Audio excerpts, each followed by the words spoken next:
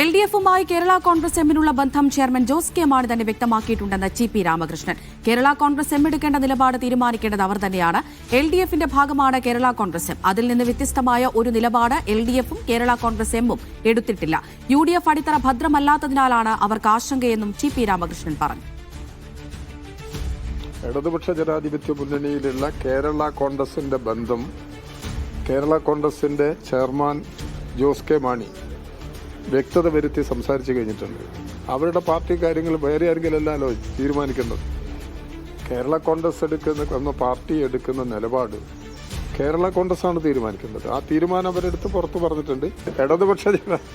ഇടതുപക്ഷ ജനാധിപത്യ മുന്നണിയുടെ ഭാഗമാണ് കേരള കോൺഗ്രസ്. അതിൽ നിന്ന് വ്യത്യസ്തമായൊരു നിലപാട് അവരും എടുത്തിട്ടില്ല, ഇടതുപക്ഷ ജനാധിപത്യ മുന്നണി എടുത്തിട്ടില്ല. ഇടതുപക്ഷ ജനാധിപത്യ മുന്നണി നല്ല യോജിപ്പോടുകൂടി മുമ്പോട്ട് പോവുകയാണ്.